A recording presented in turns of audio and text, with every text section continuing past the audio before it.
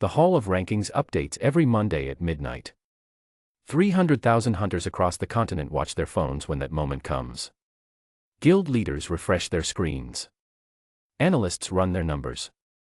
Reporters sit ready to post the first article.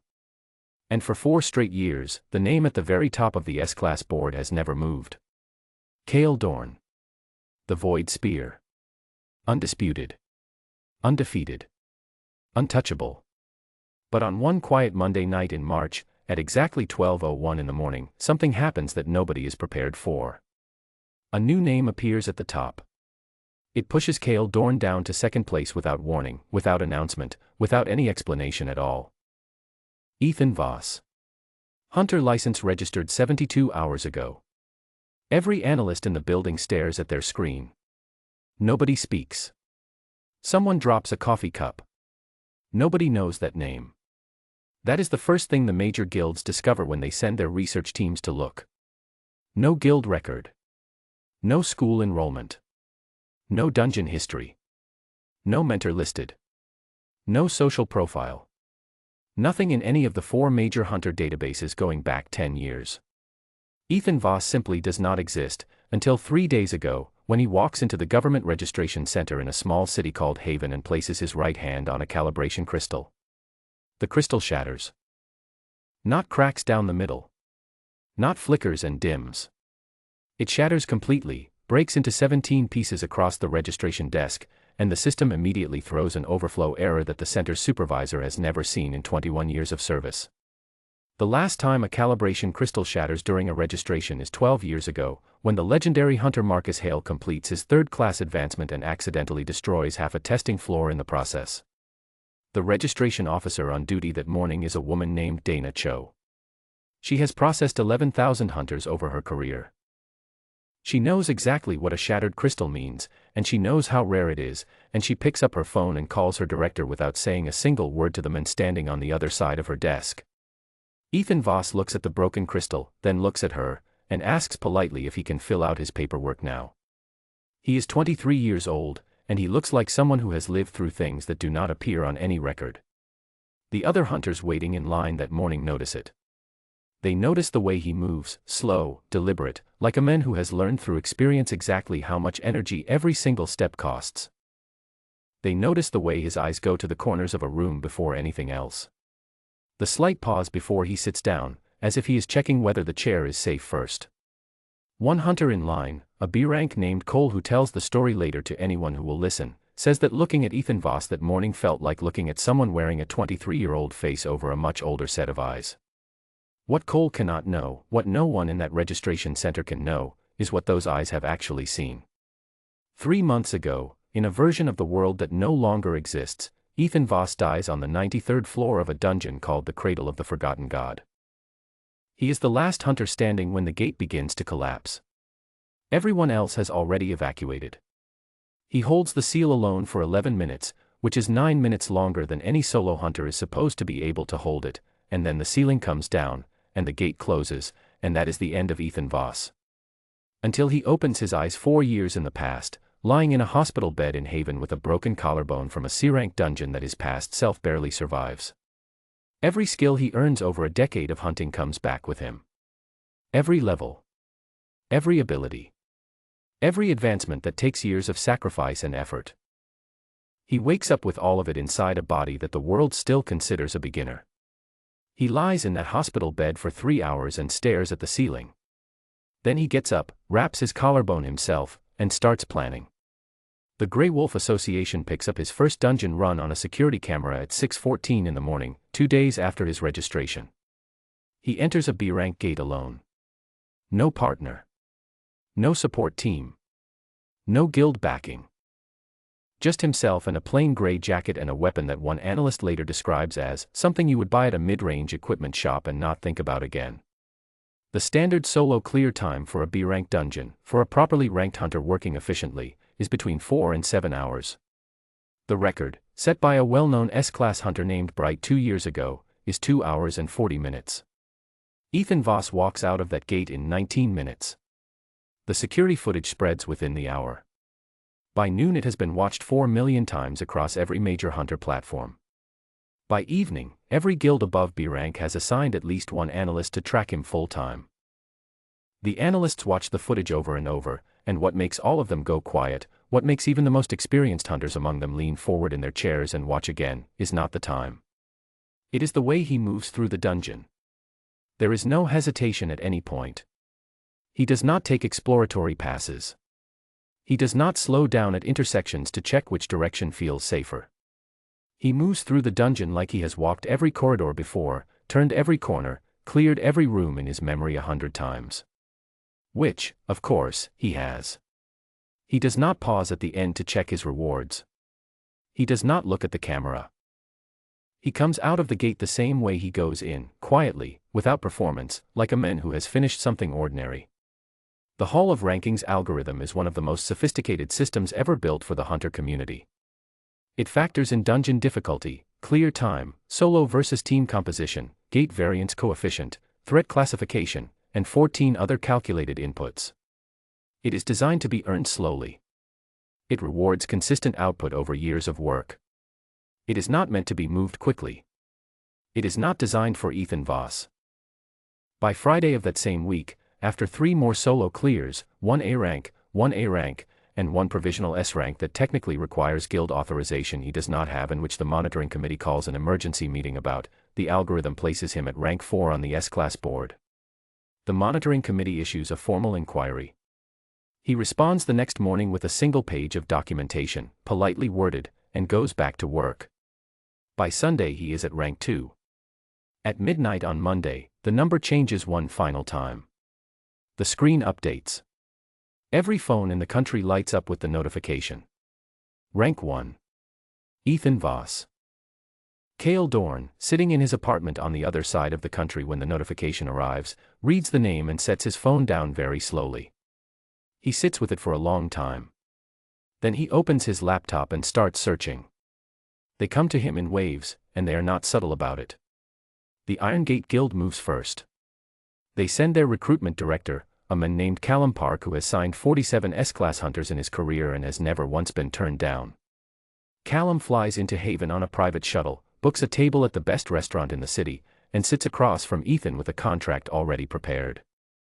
He slides it across the table without preamble. 40 million credits, signing bonus included, 5-year term with renewal options, access to every S-rank gate in the Eastern Territory. Ethan picks the contract up. Reads every line. Sets it down. Looks at Callum. "Can I get a coffee while I think about this?" he asks. He drinks the coffee. He thanks Callum for his time. He leaves without signing. Callum Park sits alone at the table for several minutes afterward and tries to remember the last time that happens to him. He cannot come up with an example. The Silver Throne Guild sends their vice captain next. Her name is Yara Seo, and she trains directly under Marcus Hale, and she is not the kind of person who leads with money. She sits down across from Ethan in a small cafe near his temporary apartment, and she does not bring a contract at all. She talks about what it means to be part of something. About legacy. About what the greatest hunters in the world can accomplish when they work together rather than alone. She is thoughtful and genuine and clearly believes everything she says. Ethan listens to all of it. He nods at the right moments. When she finishes, he thanks her sincerely, pays for both coffees, and walks home. Yara Seo calls her guild master that evening and says, "I don't think he wants what we're offering. I'm just not sure what he does want." The Dawnbreaker Alliance, the largest hunter coalition in the eastern half of the continent, sends no representative at all. They send a letter. Handwritten on heavy cream paper, signed by their grandmaster, delivered by a courier who waits outside Ethan's temporary apartment for 4 hours before he comes home. The letter is short. It reads, *, we do not recruit. We invite. This is your invitation, *. Ethan reads it on the staircase outside his door. He folds it carefully and puts it in the inside pocket of his jacket, which is the closest he comes that week to any kind of visible reaction. The bidding escalates after that. Guilds that do not normally compete with each other begin making calls. The financial press starts running articles about whether the standard hunter contract model is broken. A minor guild in the Western District offers him their entire annual budget in a single package deal. A recruitment firm sends him 9 messages in 4 days before he politely asks them to stop.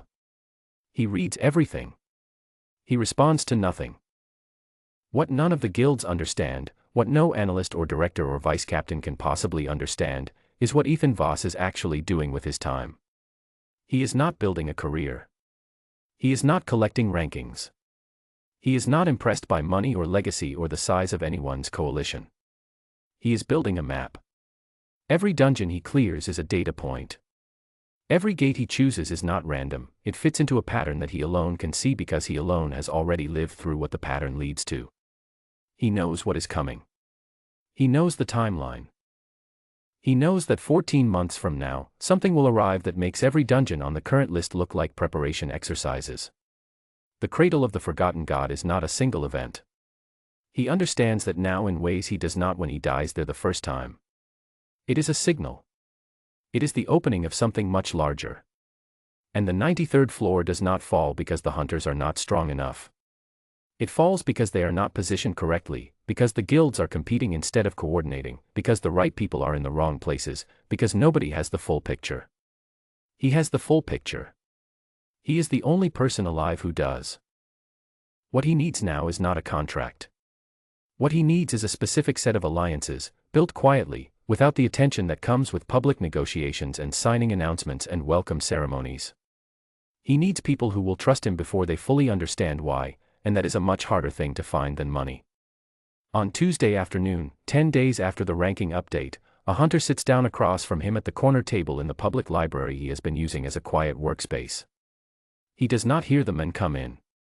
That alone is enough to make him look up, because very few people in the world can move quietly enough for him not to notice. The list is short, and he knows every name on it. Cale Dorn sets a single sheet of paper on the table. It is a scan of a dungeon map, hand-annotated in small, careful writing. Notes in 3 different ink colors. Elevation markers. Threat clusters. Timestamps from multiple runs. It is a map of the Cradle of the Forgotten God. Ethan looks at the map. He looks at the ink colors, at the timestamps, at the specific notes written beside the markers on the 93rd floor. He does not say anything for a long moment. "You've been there," he says. It is not a question. 14 times, Cale says. "I can never get past floor 88. Every time I try, something pushes back in a way that shouldn't be possible. Like the dungeon is responding to specific people and not others." He taps one of the annotations. "I started tracking the pattern 3 years ago. I couldn't make sense of it until I saw your clear times this week." Ethan is quiet. "The gates you chose," Cale says. "The order you cleared them. Each one sits on a specific mana line that connects to the Cradle's outer shell. You weren't just clearing dungeons." He looks at Ethan directly. "You were weakening its defenses from the outside. Which means you already know what's inside it. Which means you've been past floor 88. He pauses. "Which means you've seen it collapse." The library is very quiet around them. Someone turns a page on the other side of the room. "I died there," Ethan says. Simple. Flat. True. Cale nods slowly, like this is the answer he has been waiting years to hear confirmed. He sits back in his chair. "Then we have the same problem," Cale says. "And we both know that neither one of us can solve it alone. I've tried." He gestures at the annotated map. 3 years of trying. Ethan looks at the map again. He looks at the notes, the level of detail, the consistency of the tracking, the specific observations that only someone who understands what the Cradle actually is would think to record. It is the work of someone who is not guessing. Someone who has felt the shape of the thing from the outside and spent years trying to understand what it means. He picks up a pen. He crosses out one of the annotations and writes a correction in the margin. The correction is precise. It changes the entire interpretation of that section of the map. Cale reads it. His expression shifts in a way that is very small and very controlled, but Ethan has spent enough years reading people in high-pressure situations to know what it means. It means Cale has suspected that correction for a long time and never had confirmation.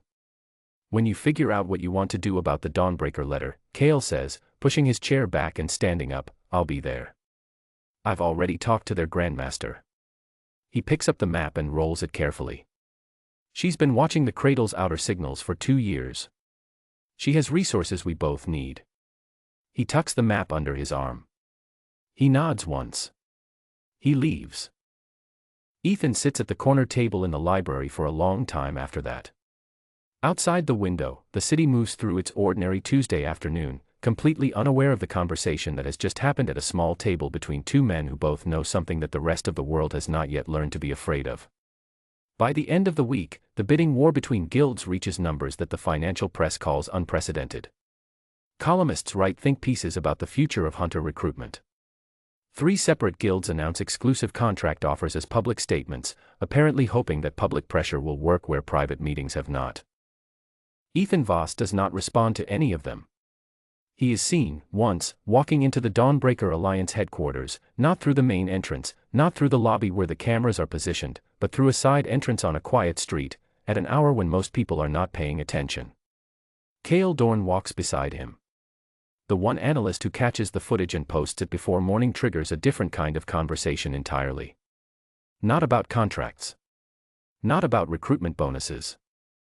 About what it means that the new Rank 1 and the displaced Rank 2 are walking into the same building together, privately, without announcement, 2 weeks after one of them appears out of nowhere and rewrites the entire top of the board. Some guilds read it as a negotiating move. Some read it as a challenge. Some start to suspect that something larger is happening and are not sure yet what to do with that suspicion. The rank board still shows his name at the top. But the hunters who have been paying close attention, the ones who track the pattern of his clears, who study which gates he chooses and in what sequence, who map the geography of his movements across the dungeon network, those hunters are starting to understand something that the guilds fighting over a signature have not figured out yet. Ethan Voss is not chasing a ranking. He is not building a reputation. He is not interested in being the most famous hunter in the country. He is preparing for something specific. Something timed. Something that he is the only person in the world who can see coming from exactly this far away. And whatever it is, whatever waits at the end of the 14 months he is counting down toward, he has already faced it once. He has already lost once. This time, he is not leaving anything to chance.